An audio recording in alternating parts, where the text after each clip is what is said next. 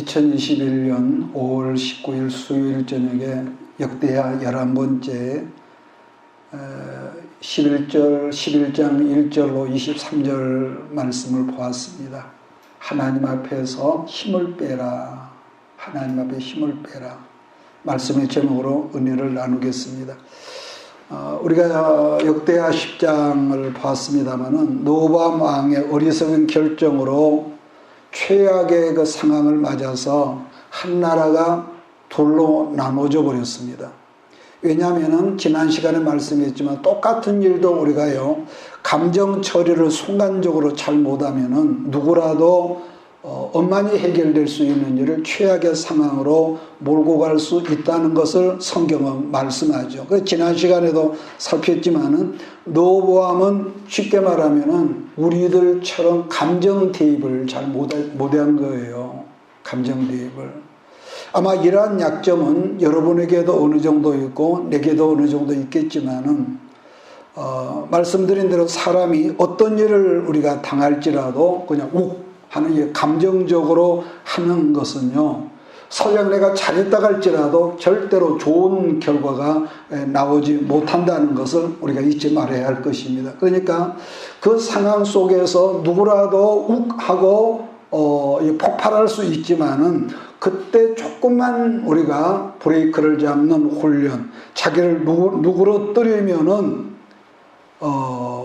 이게 순탄하게 지나가는데 이걸 우리가 못하면은 똑같은 일도 낭패를 가지고 온다는 것이죠. 그러니까 이것들을 우리가 훈련하지 않으면은 여러분도 나도 어느 결정적인 순간에 큰 낭패를 볼 때가 있습니다. 그러니까 먼저 본문 성경을 보면은 여로보암 북왕국에 지금 여로보암이 이 르호보암을 대적하면서 반란을 일으켜서 전부 다 가버렸잖아요. 그러니까 이 어리석은 여로보암이 자기가 지금 어떤 상황이 있는지도 못한 채로 이 군대를 일으켜서 전쟁을 하겠다며 나서는 모습을 우리가 지금 11장에서 보았단 말입니다. 그러니까 지금 군대로 모집한 사람들이 보면요 자그마치 얼마냐 18만여 명이라고 그랬습니다.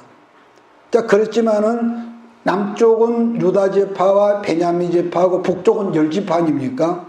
18만 명을 모았다 할지라도 북쪽 이스라엘에 비하면 턱없이 여러분 작은 숫자였을 거예요. 근데 그럼에도 불구하고 르호보암이 지금 전쟁을 하겠던 이유가 뭐냐면은 아까 그랬잖아요. 자기 분노 이 감정을 처리하지 못하고 이 분노했기 때문이라는 것을 우리가 본문 성경에서 우리가 읽을 수 있거든요. 우리는 그러한 상태를 사람이 이길 수도 없는데 객기 부린다고 그러거든요. 객기 부린다고. 그러니까 자기가 어떤 순간적으로 일어나는 감정. 그래서 여러분 아까도 말했지만은 이건 약점이란 말이에요. 이 약점을 우리가 잘 이렇게 컨트롤하지 못하면은 불과 시작은 아무것도 아닌데도 아주 커져버린다든지. 그러니까 그런 상황인데도 르호보암이 뭐가 있냐 또 이런 그 나라가 이제 이 위기일발의 상황 속에 있는데도 하나님께 나가서 기도한다는 그런 그 언급이 나타나 있지 않다는 거고 옛날 그 지금의 그 미국이요 영국의 지배하에 그 있기 전에 있을 때에 남북 간에 전쟁이 있었습니다. 전쟁이 있었는데 그 한참 전쟁이 남쪽과 북쪽이 싸우고 있는 상황에서 아브라함 링컨이 이 전시 상황을 시찰한다고 갔는데 그때는 지금처럼 교통 상황이 좋지가 않은 때라서 최전방에서 대통령이 야영을 했다고 그러죠. 그래서 그날 밤에 남쪽 군대에서도 예배드리며 찬송하는 소리가 들려오고 지금 이 링컨이 서 있는 북쪽에서도 이 찬송 소리가 들려올 때 거기 전방 사령관이 대통령에게 물었다는 거죠. 각각 지금 양진영에서 한 분 하나님께 예배를 드리며 찬송을 하고 있는데 이런 상황에서 우리 하나님은 누구 편을 들어주실까요? 이건 실제로 역사에 남는 일인데 그랬을 때 이 링컨 대통령이 그랬다는 거죠.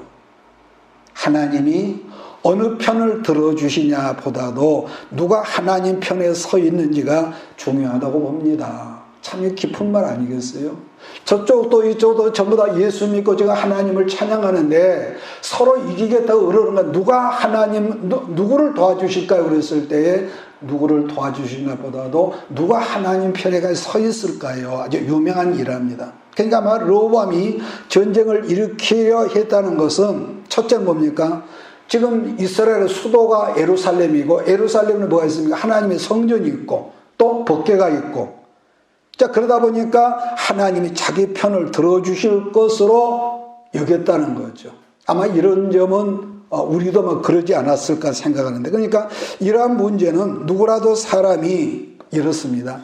우리가 어느 순간 인본주의에 여러분 빠져버리면은 이렇게 말하면 나도 어떤 착각이 여러분 사로잡히냐면은 자기 생각과 지금 자기의 뜻하는 바가 하나님의 뜻이라고 우리는 착각을 한다는 거죠. 안 그럴 것 같습니까? 우리는 그러면 특히 우리가 어떤 은사적으로 좀 신령하다고 하는 분들이 그런 경우를 저는 많이 보는데요. 그러니까 자기가 하는 그 생각과 말하는 거 이건 하나님의 뜻이다. 아주 굉장히 주장하는 그런 분들이 있는데 그러게 우리들이 하나님 말씀 앞에 서 있다는 게 뭐냐면은 나는 언제라도 틀릴 수 있습니다. 맞습니까? 나는 하나님 앞에 언제든지 나는 틀릴 수 있습니다라는 걸 첫째로 인정하라는 것이고 또 나는 언제라도 주 앞에 주인이기 때문에 하나님 나를 불쌍히 여기시지 않으면은 내가 하는 일을 다 망가질 수 있습니다. 이런 이 자세가 필요하다. 왜냐하면은요, 그런 우리가 낮아지는 마음, 우리 오늘 제목이 하나님 앞에서 내 힘을 뭐라고요? 빼라고 그랬거든요. 그러니까 그런 우리가 마음의 자세, 이게 안 되면은 회복이 더디죠. 그러니까 여기 서 있는 장본인도 언제가 말했죠? 잔머리가 많아서 장꾀가. 이 장꾀 때문에 그 시간이 오래 걸리고요. 여러분 그랬거든요. 그렇기 때문에 우리는 늘 말하지만 나는 인생을 여러분보다 많이 살아온 사람이고 수없이 넘어져 보고 수없이 잘못해 보고 수없이 하나님의 성령을 거스려본 전과자이기 때문에 그러나 여러분들은 앞으로 살아갈 사람이란 말이에요. 그래서 인생 선배로서 내가 목사기 때문에 말하는 것이 아니라 인생을 여러분보다 많이 살아온 예수 믿는 사람으로서 여러분에게 공고하고자 하는 것이죠.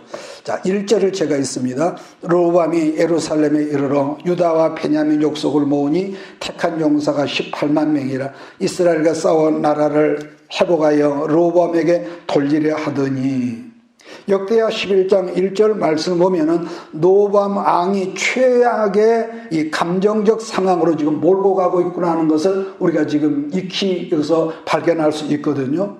만약에 여기 이 부분에서 우리 하나님께서 개입이 없었다면은 말 그대로 뭐라고 할까요? 설상가상이라는 말이 그대로 들어맞았을 것입니다.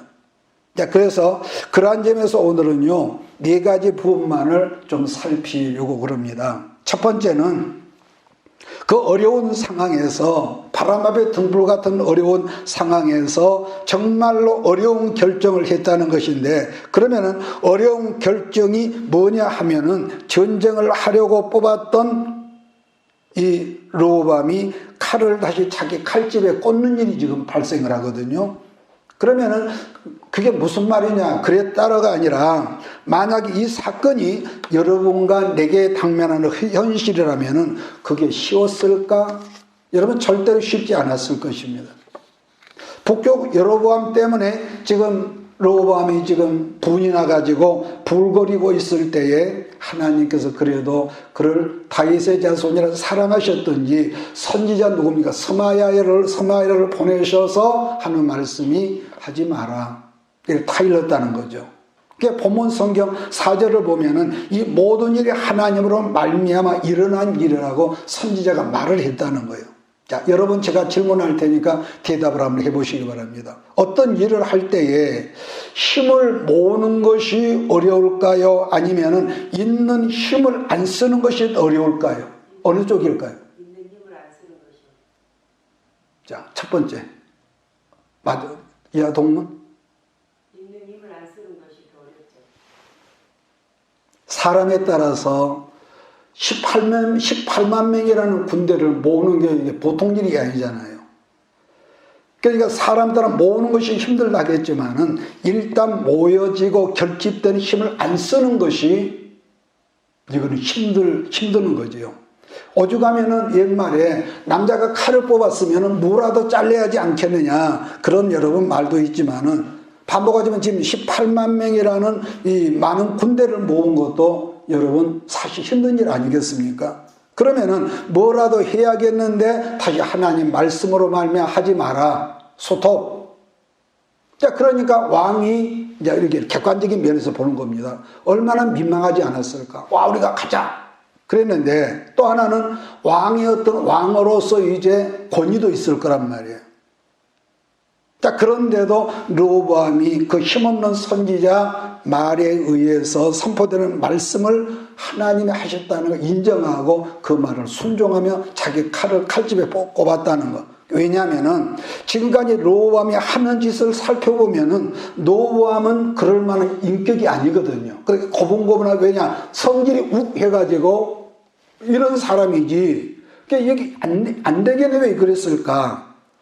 그러면은 감정지향적 르호보암이 왜 갑자기 선지자의 말을 순종했을까 했을 때에 여기서 해답은요.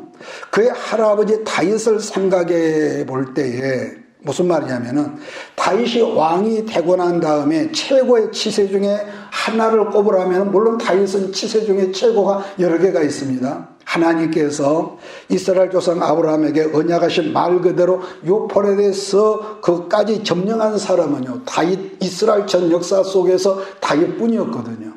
뿐만 아니라 하나님의 성전 지을 모든 준비를 다 완비를 했습니다. 다윗의 말년에.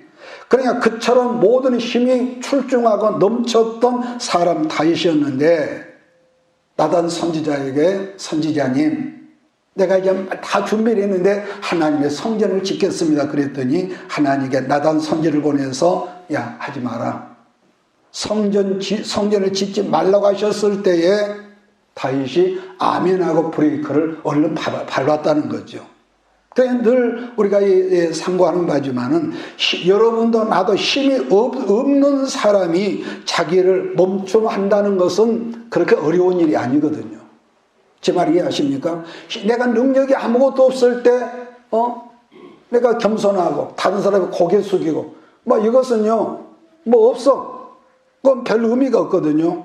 그런데 태권도 5단 6단짜리가 이 길을 가다가 건달에게 시비가 붙었을 때에 동네 건달에게 따기를 맞았다고 그래요. 몇 년 전에 들은 말인데. 그런데 그 사범이 6단짜리가 양쪽 뺨을 맞았는데도 멍청하게 있더래. 멍청하게. 그래서 나중에 친구가 그걸 알고 그걸 어떻게 참았냐. 그러니까 뭐라고 했게. 이 사람아. 거기서 내가 내 혈기로 때렸다면은 그 애는 송장이 됐어. 그러더라는 거죠. 그러니까 그랬더라가 아니라 그것이 보통 일이 아니란 말이에요. 왜? 자기는 힘을 가진 사람이거든. 그러니까 자기를 절제하고 여러분 그 통제할 줄 아는 사람이었는데 그러니까 여러분도 뭐든지요. 나도 마찬가지입니다. 이것이 물질적인 힘일 수도 있고 어떤 인기인이라면은 인기 어떤 권세 똑같은데 힘이 없을 땐 아까 말한 대로 겸손하고 순종을 빨리 하는데 힘이 남아돌고 있을 때 하나님께서 아무개야 너 가던 길 멈춰. 그러면은 그 멈춤이 과연 쉬웠겠느냐? 절대로 아니라고 봅니다. 우리는 그럴 때 아멘 할렐루야 믿습니다. 그건 말도 아니죠. 다시 말하면은 여러분과 나는 돌멩이로 떡을 만들 수 없어서 시험이지만은 우리 예수님은 돌멩이로 떡을 얼마든지 만들 수 있었기 때문에 예수님 그 자체가 시험인 거죠. 제 말씀의 의도를 인정하십니까? 그러니까 보편적으로 사람이 없던 돈이 갑자기 재물이 생겨서 아이고 이제 내가 살만하네. 그랬다든지 아니면 권력이 어떤 순간에 생겼다든지 아니면 다른 사람과 인기가 많이 생겼다면은 일반적으로 사람 어떻습니까? 기고만장하죠. 기고만장을 해서 그러다 보니까 자기가 이 컨트롤을 보편적으로 못하더라고요. 못해. 왜냐하면은 그런 사람들은요 일단 자기가 하고 싶은 일들은 하고야 말더라는 건데, 그래서 결국은 넘어지고 말더라. 그건 넘어지고 말더라. 그런데 다윗은 그 절대 권력이 있고 그 엄청난 그 능력이 있는 사람이 다윗아, 하지 말어. 멈춰. 그러니까 얼마든지 할 수 있는 힘이 있었지만 자기를 컨트롤하는 그런 역사가 있었다고 성경은 말씀합니다. 그런 점을 보면은 노고함도 지금 무려 18만 명이나 모여들었으니까 사실 큰 힘인데도 하나님께 선지자를 보내서 하지 말라고 하니까 자기를 멈췄다. 그럼 반복하지만은 그게 어떻게 가능했을까? 노고함처럼 우가는 사람이. 그런데 아마도 하나님 말씀을 들을 줄 아는 어떤 집안의 내력 때문이 아니었을까? 다르게 말하면 유전적인 어떤 건 내력. 이건 추론이죠. 왜냐하면 할아버지도 그랬고 아버지 솔로몬도 초창기 때는 하나님께 말씀하시니까 얼른 고분고분 순종을 잘했단 말이에요. 그래서 그러한 집안의 영향으로 아마 그런 것이 통하지 않았을까? 이건 성경에 없는 내 추론입니다. 물론 이것은 영적인 면도 있겠지만은, 그래서 집안의 내력, 우대가 순종을 잘하니까 밑에까지 자손들이 순종을 잘하는 어떤 그런 뭐가 있었지 않을까. 자, 2절로 4절 말씀을 같이 읽겠습니다. 시작. 여호와의 말씀이 하나님의 사람 스마에게 임하여 이르시되 솔로몬의 아들 유다왕 르호보암과 유다와 베냐민에 속한 모든 이스라엘 무리에게 말하여 이르기를 여호와께서 이같이 말씀하시기를 너희는 올라가지 말라. 너희 형제와 싸우지 말고 각기 집으로 돌아가라. 이 일이 내게로 말미암은 것이라 하셨다라 하신지라. 그들이 여호와의 말씀을 듣고 돌아가고 여로보암을 치러 가던 길에서 되돌아왔더라. 여러분, 우리가 하는 찬양 중에 주님 말씀하시면 내가 나가리라, 주님 뜻이 아니면은 내가 멈춰서리라 하는 찬양 시도 있지만은, 이것은 굉장한 여러분 어떤 하나의 신앙적인 고백이죠. 르호보암이 그 다음에 두 번째로 잘한 것이 뭐가 있냐면은, 이미 떨어져 나간 북왕국 10지파에 대한 미련을 이제는 내려놓은 것을 보거든요. 내려놓고 남아있는 유다와 베냐민 지파 두 지파에 열중하고 있는 거. 여러분 살다 보면은요, 어느 순간에 나도 몰래 상실감에 막 밀려올 때가 있습니다. 지나간 일을 후회한다든지, 내가 그때 안 그랬어야 하는데. 그럼 이미 지나간 일에도 굉장히 상실감을 하면서 그때가 좋았다면서 맨날 그 시절을 그리워하는 경우가 있지만은, 근데 사실은 어리석은 일이거든요. 찬송에도 네가 받은 복을 뭐 헤아려 보라는 그런 찬송도 있지만은, 어쨌든 르호보암이 생각을 고치고 다시 예루살렘을 돌아와서 예루살렘 중심한 주변에 이 방어성, 국고성을 지었는데, 왜냐하면 그 당시 강한 나라였던 변방의 서쪽에 누가 있었냐면 블레셋이라는 이 호시탐탐 이 남한국을 노리는 이 그 세력이 있었단 말이에요. 그래서 그쪽에 이 방비를 하고, 그리고 남쪽 지역으로는 거대한 애굽이라는 나라가 있었는데, 그런 것 위에서 이 방어성을 르호보암이 쌓을 수 있는 어떤 지혜가 왔었다는 것. 거기에 대한 말씀이 5절 10절이거든요. 제가 읽겠습니다. 르호보암이 예루살렘에 살면서 유다 땅에 방비하는 성읍들을 건축하였으니 곧 베들레헴과 에단과 드고와 벤술과 소고와 아둘람과 가드와 마레세와 식과 아도라임과 라기스와 아세가와 소라와 아일론과 헤브론이 다 유다와 베냐민 땅에서 견고한 성읍더라. 그러니까 이미 떠나간 사람이나 오래전에 잃어버렸던 것에 대해서 미련 가지는 마음처럼 어리석은 사람도 없거든요. 왜냐? 우리는 항상 지킬 만한 것이 뭡니까? 내가 먼저 나를 지켜야 하니까요. 그런 점에서 갈라디아에서 말하는 성령의 여러분 열매가 있죠. 열매가 있는데 그 열매 중에서 사도 바울이 강조하는 거, 열매는 다 중요하지만은 맨 나중에 나무 꼭대기에 달린 열매, 성령의 나무 중에서 나무에서 열린 맨 위의 열매가 뭐라고 그랬습니까? 절제하는 열매라고 그랬단 말이에요. 절제. 그러니까 성령의 열매 중에 마지막 열매가 바로 셀프 컨트롤이라는 건데, 이건 절제 열매란 말이에요. 그러면 절제가 뭐냐고 물으면 모릅니까? 그걸 내 스스로 셀프, 내 스스로 자기 생각, 자기 감정을 자기가 다스리는 것인데, 여기서 주의할 것은 악한 일에만 절제하는 것이 아니라 뭘 또 절제하겠습니까? 선하다고 여기는 것, 착한 일에도 절제할 줄 알라는 당부예요. 우리는 보편적으로 배우기를 악한 일에 절제해라, 너 화났을 때 절제하는데, 물론 절제해야죠. 그런데 선한 일에도 자기 감정을 앞세우다 보면은 낭패를 당할 수가 있고, 내가 분명히 선하고 좋은 뜻으로 내가 누구를 도와줬는데 이것이 이 일이 헷갈릴 때가 있기 때문에, 그래서 중요한 것은 안정돼 있을 때, 이 다음에라도 안정돼 있을 때 우리가 하나님의 뜻이라고 하면서, 늘 제가 인간관계를 말하잖아요. 우리가 부부관계 외에는 너무 가까이 가지 마라. 제 말을 이해하시죠? 그 사람은 나쁘고 좋고 이런 뜻이 아니야. 사람은 가까이 가면은 내 냄새가 그 사람에게 나고 그 사람의 냄새가 나한테 오니까 서로 실망하니까. 물론 이것은 절대 쉬운 일이 아닙니다. 그럼 사람을 친하지 말란 말이요, 이렇게 하는 게 그건 또 아니죠. 그래서 우리가 친하게 살 인간관계가 있어야지만은 항상 어느 선까지는 너무 지나치게 절친하게 지낸 것은 오히려 서로 간에 마이너스이기 때문에 우리가 그런 점은 서로 간에 주의하라. 그러니까 지금 노보험을 보면은 이미 잃어버린 것에 집착한 미련 갖지 않고 오직 뭡니까? 내부, 내치에 집중하는 모습을 보여주고 있는데요. 아버지 솔로몬 때는 몇 집합니까? 12집하였는데 지금 아들 로밤 때는요, 고작 지금 몇 분의 몇으로 줄어들었습니까? 6분의 1로 지금 줄어들었단 말이에요. 왜냐하면 유다와 베냐민 지파만 남왕국에 남아있으니까. 자, 그럼에도 불구하고 내부를 단속을 하니까 비록 6분의 1로 작아졌지만 성경은 뭐입니까? 강해졌더라는 이런 표현을 쓰고 있죠. 잠언 4장 23절 보면 이런 말이 있죠. 지킬 것이 많지만은 기억합니까? 네 마음을 먼저 지켜라. 왜냐? 생명의 근원이 거기 있대. 우리 마음판에.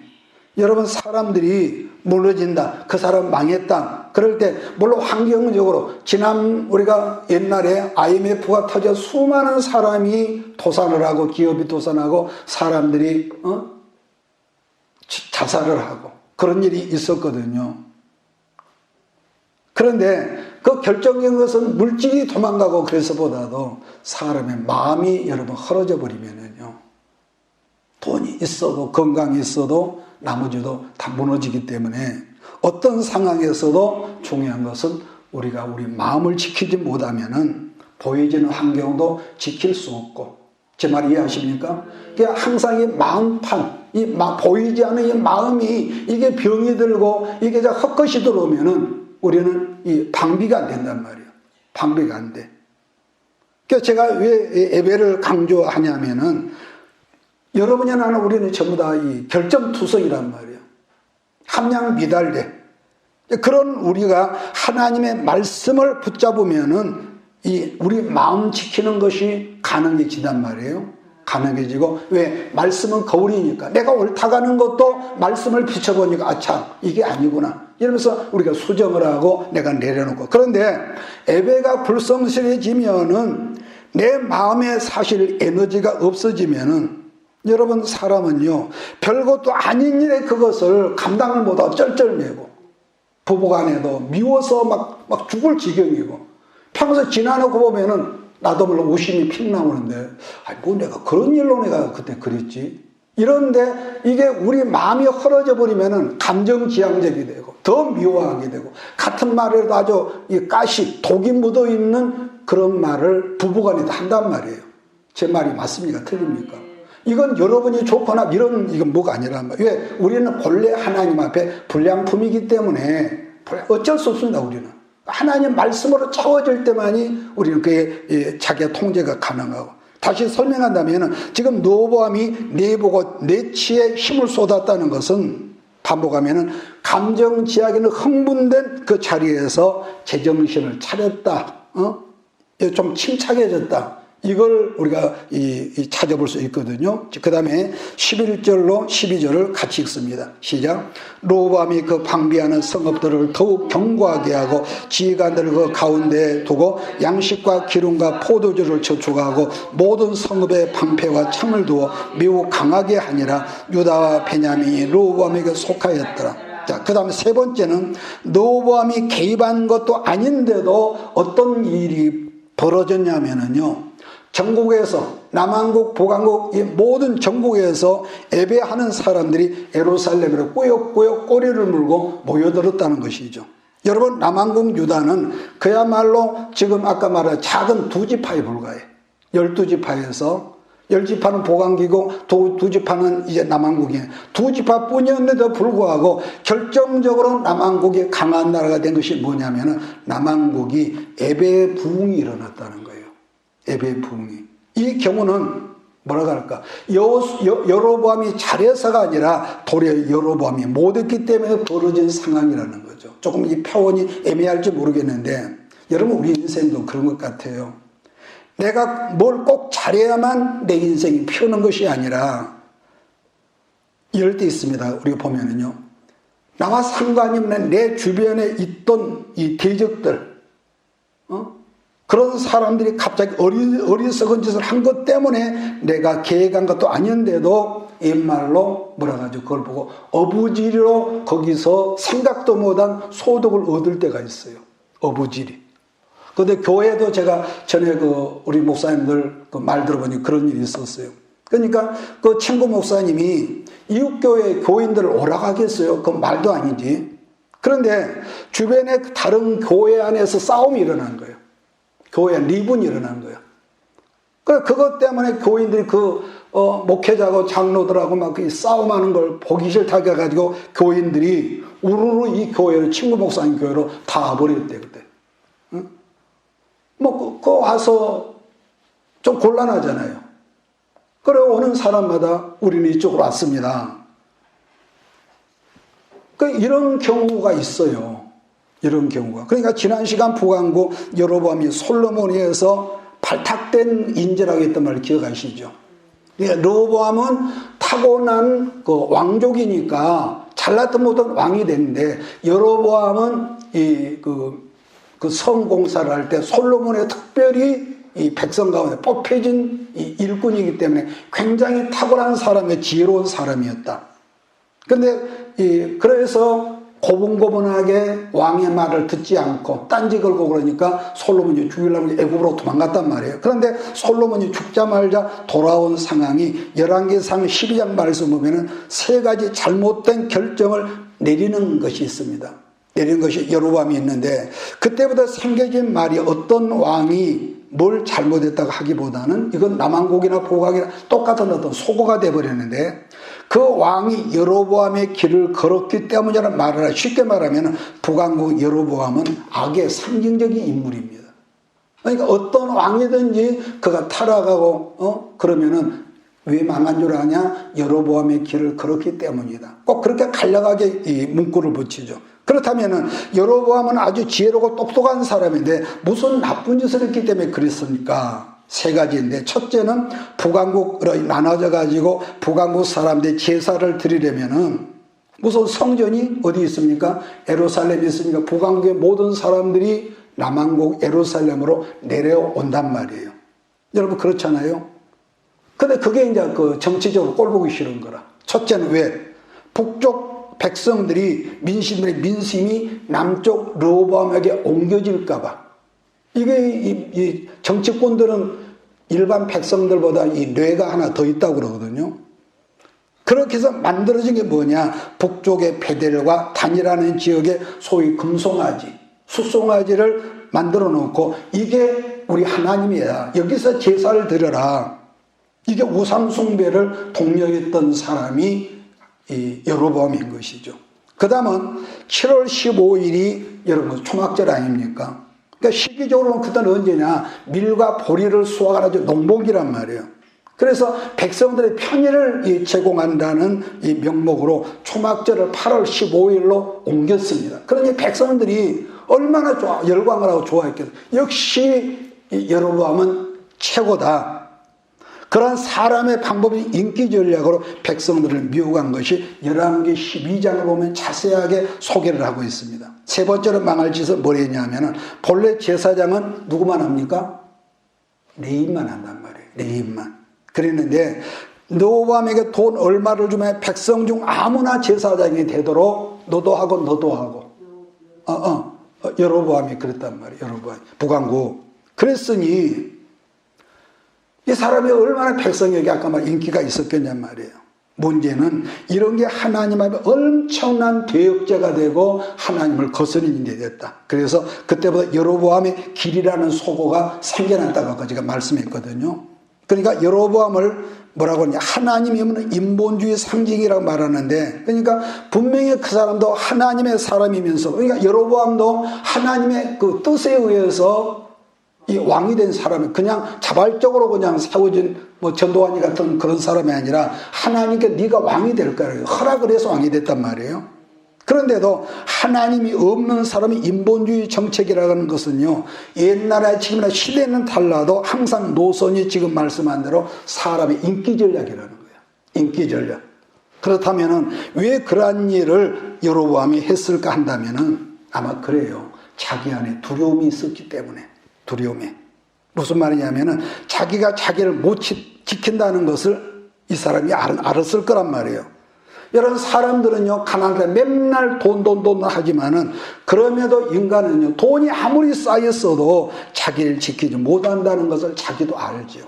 이번에 지난달인가 중국의 어떤 그 높은 공직자가 뇌물을 받아가지고 집안에 뭐 냉장고, 책장, 어떤 창고방, 하면은 아무리 돈이 금덩어리에 쌓여 있어.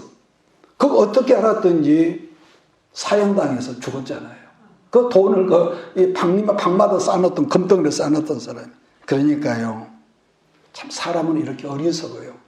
만족할 줄 모르고, 그걸 감사할 줄 모르고. 그러니까 아무리 큰 재물과 권세가 있을지라도, 여러분 사도행전 성경은 어떤 뭐가 있습니까? 헤롯이라는 왕이 있죠. 굉장한 핍박자. 그 오순절 이후에 아주 굉장히 예수 믿는 사람을 잡아 죽였던 그 왕인데, 근데 보세요. 성경을 보면은 우리 개혁 성경을 보면 그런 말이 있죠. 하나님께 충을 보내서 충이 먹음으로 헤롯이 죽었다는 그런 표현이 있습니다.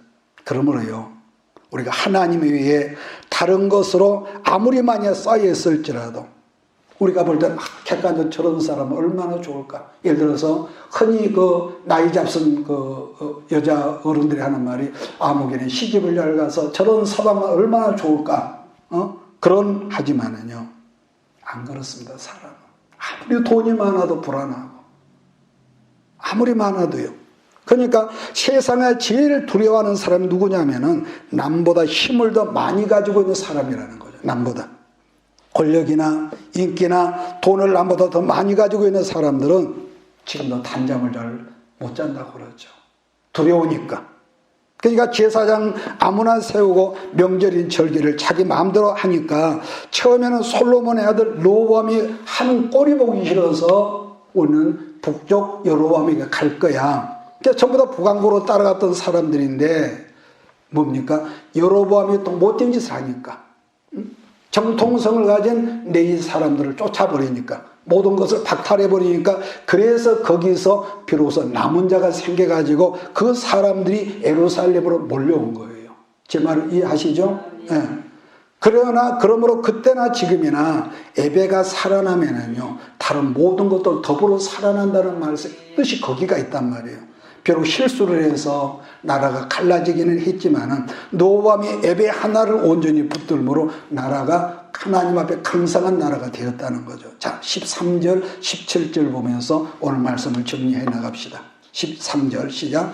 온 이스라엘의 제사장들과 레위 사람들이 그들의 모든 지방에서부터 르호보암에게 돌아오되 레위 사람들이 자기들의 마을들과 산업을 떠나 유다와 예루살렘에 이르렀으니 이는 여로보암과 그의 아들들이 그들을 해임하여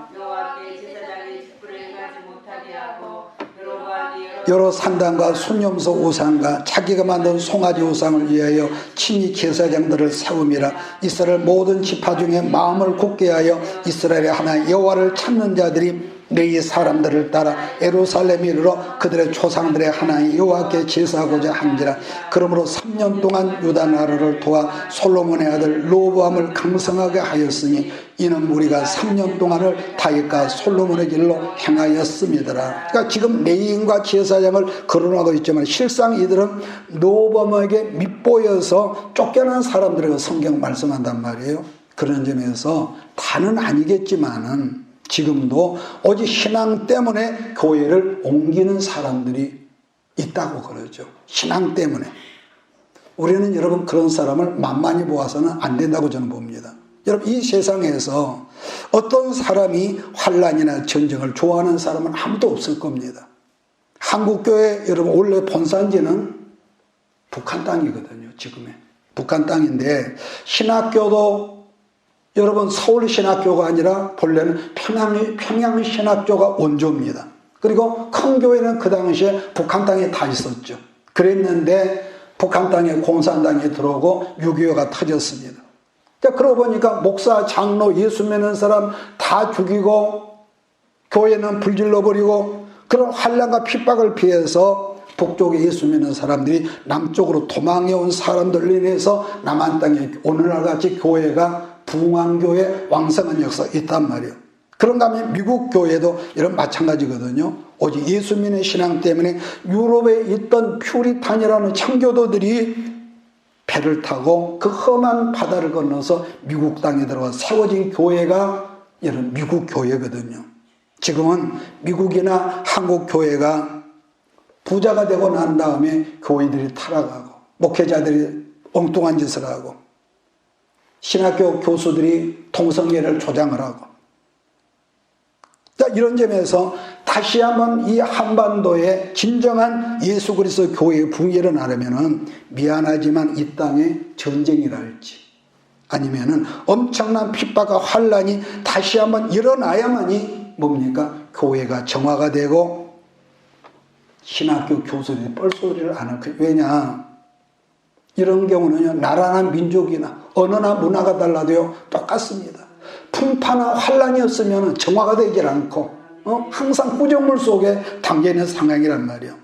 왜냐? 반복하죠. 사람은 아무리 지식으로 해 고상한 말하고, 여러분, 그럴듯한 말을 할지라도, 감당할 수 없는 환란과 풍파를 당하지 않으면은, 그 사람이 분명 하나님의 사람이면서도 하나님 앞에 엎드리질 않는단 말이에요. 하나님 앞에 힘을 빼야 온전한 정신이 드는데 우선 배가 기름이 차가지고 뻘소리를 하니까. 왜 그러냐? 그게 사사기적 교훈이죠. 여러분 사사기를 보면 그런 말이 있죠. 자기 소견에 옳은 일을 하나님의 일이라고 말을 하잖아요. 오늘 여러분들도 안정감을 좋아하죠. 저도 그 중에 하나입니다. 안정감. 그런데 말입니다. 하나님께서 이스라엘 백성들을 사랑하는 내 백성들을 그러면 하나님이 언제 제 탄생의 작업을 여러분 하시냐면은 그 중에 하나가 출애굽을 하는 기가 막힌 과정을 연출을 해서 하나님 백성을 만들죠. 그러니까 400여 년이 넘는 세월 속에서 그들의 안전이 정신도 문화도 애굽화가 되는데 하나님 명령이니까 예루살렘으로 가자 그랬겠습니까? 택도 없습니다. 그러기 위해서 10가지 재앙이 필요했던 것이고 그러기 위해서 애굽 왕 바로의 엄청난 핍박이 있었고 그러기 위해서 아들을 낳으면 전부 다 나일강에 죽여야 하고 이런 감당하지 못한 시험이 있다 보니까 비로소 출애굽기 2장 맞으면 25절에 하늘의 하나님께 부르짖었고 하나님께서 아브라함과 이삭에게 언약하신 것을 기억하사 자기 백성을 돌아보셨다. 그런 여러 표현이 여러 있는 것이죠. 그러니까 이건 어느 때나 마찬가지. 다시 먹고 살만하니까 안정감이 들고요. 그런 안정감이 그러니까 여러분도 나도 그런 축복을 우리는 소망합니다. 맞습니까? 그런데 거기에 젖어버리니까 감사를 잃어버리니까 어떻게 합니까? 하나님의 백성이면서도 또 맛이 빠진 엉뚱한 짓을 한단 말이에요. 이것은요, 이 기독교 역사가 보면 그렇습니다. 어느 시대나 똑같습니다. 그래서 이번에는 두 번째로 바벨론으로 끌고 가서 적당하게 염장을 한 다음에 다시 시간이 돼서 고국당으로 이끌어내시더라는 건데, 그러니까 그러한 과정들을 통해서 그들 가운데 뭐가 있습니까?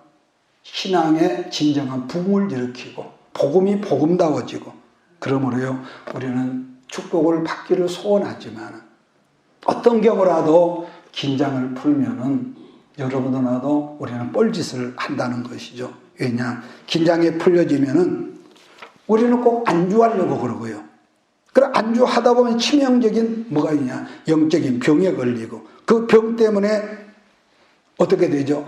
지난 시간에 언급했죠. 한나가 부르짖어 기도하던 그 기도 그렇게 안 하면 하나님이 안 주시냐?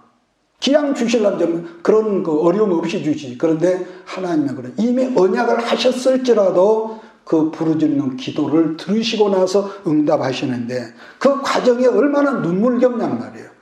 제 말을 이해하십니까?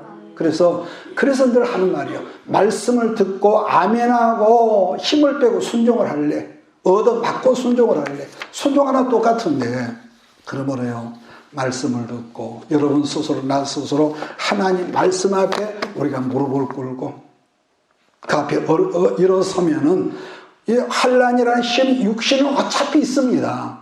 저 동네 가면 시험이 아니요. 그 동네 가면 더 센 게 있죠.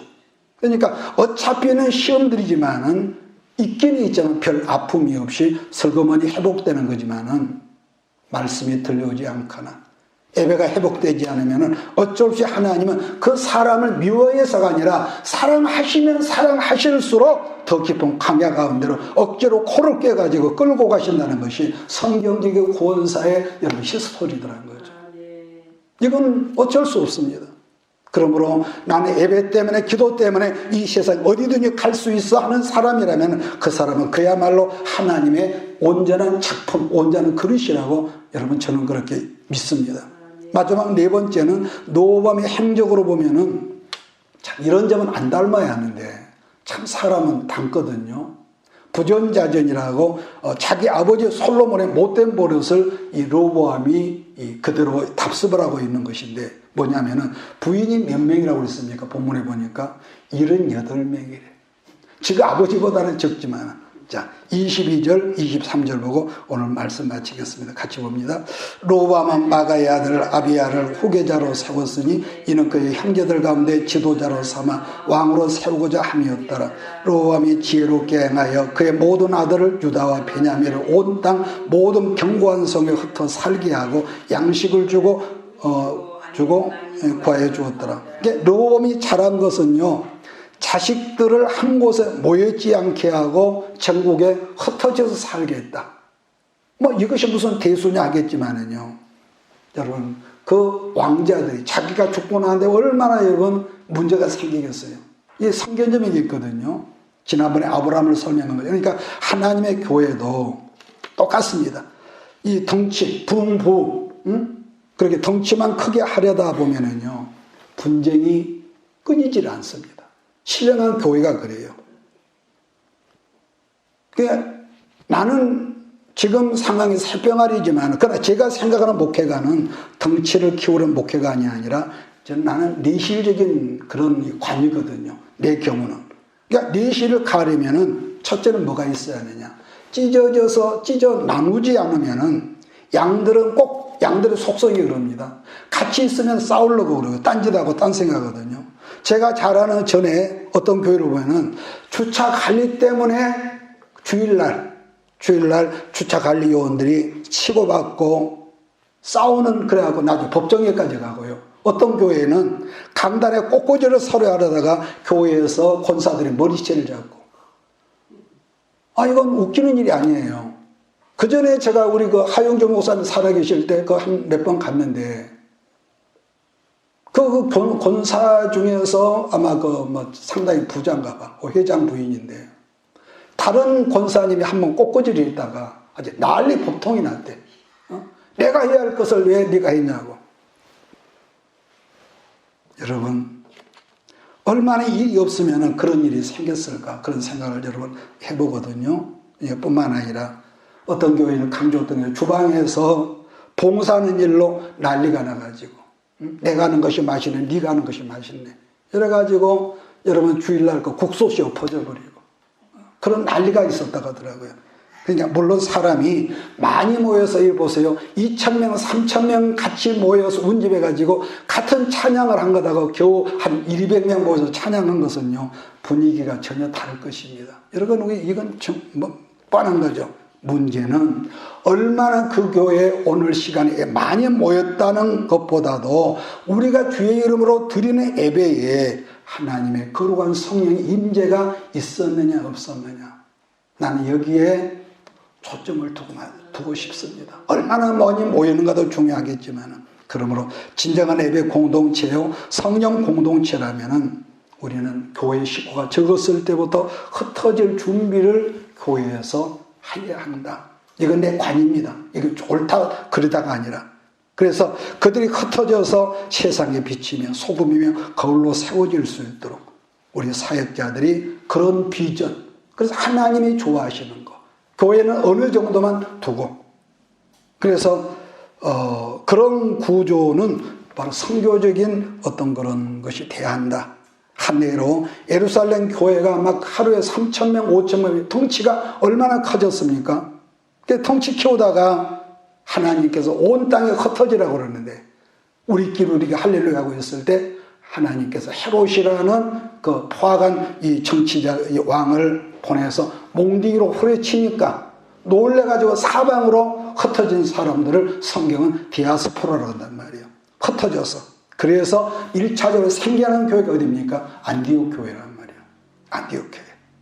그래서 로보암이 그 시작은 멍청하겠지만은 인본주의로 칼을 들었지만 하나님께서 칼을 거두라 그랬을 때 즉시로 아멘 했다고 그랬고 그 다음에 이미 떠나간 사람들을 밀어두지 않고 니치 집안 단속을 함으로 말미암아 강한 이 왕국이 됐다. 그게 절대 쉬운 일이 아니라고 했습니다. 세 번째는 자기가 잘한 것은 아니지만은 예배를 중심하는 이 니치를 하다 보니까 굉장히 강한 나라가 됐다. 비록 이 소규모지만은 그러다 보니까 북왕국에서 예배를 삼는 수많은 내인들이 제사장들이 남왕국으로 몰려들었다고 그랬습니다. 지금도 그런 교회들이 있는데 여기저기 다 물이 마르다 보니까 새벽기도도 안 하죠. 어떤 경우도 수요예배도 없죠. 이렇게 점점 교회가 물이 말라가 지금 영적인 물이 마르다 보니까 조그만 물줄기가 좀 새롭게 흐르는 교회가 있다면은 예배를 사모하고 기도하는 자리를 사모하는 사람들이 모여들어서 어부지리로 그 교회가 커나가는 그런 교회도 있다는 말을 지금도 그런 말을 듣거든요. 그러나 주의할 것은 우리도 그럴 수 있지만 모여드는 그 힘을 어디다 써야 하느냐 중요한 겁니다. 흩어진 데 쓰라고. 이 말을 듣기에 따라서 굉장히 어폐 있게 들을 수도 있지만은 그래서 우리는 그런 비전을 가지고 하나님 우리가 소금과 이 빛의 사명을 감당하게 하시고 이 강물이 흘러가는 곳마다 다 살아나는 놀라운 역사가 있게 하옵소서. 그러면은 그런 교회를 하나님께서 정말로 개입하셔서 마지막 때 귀한 그릇으로 만드시는 이 역사가 바로 사도행전적인 역사라고 저는 믿습니다. 이 사명을 위해서 비록 우리가 숫자는 아직 미미할지라도 이런 꿈과 이런 마인드를 가지고 기도하실 때 여러분 개개인을 축복하시고 가정을 축복하시고 이 교회가 그야말로 물된 동산처럼 수원제 같은 그런 사명을 마지막 때 감당할 줄 믿습니다. 기도합시다. 예배를 통하여서 오늘도 주의 뜻을 보여주신 아버지 하나님, 우리가 한 주간 남은 시간도 살아갈 때 오늘 주신 말씀을 통하여서 하나님 우리의 그림자적인 것과 빛된 모든 것들이 아울러져서 주의 뜻을 찾아서 순종하고 하나님 능력 있게 쓰임받는 우리 모두 욕심을 이기고 나를 이기고 오직 주의 뜻을 붙들 수 있는 선한 천지기로서 이 교회가 우리 모든 식구들이 점점점 장성한 은혜 역사가 풍성하도록 주님 응답하여 주시옵소서. 예수님의 이름으로 축복하며 감사기도 드립니다.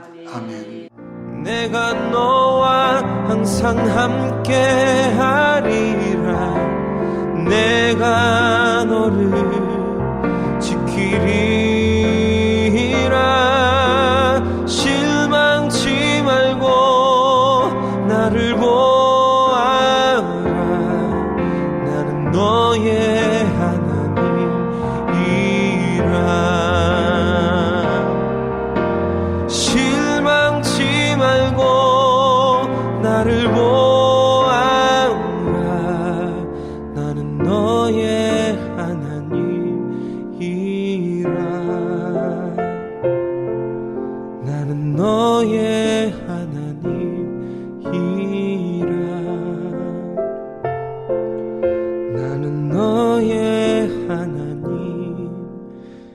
아니라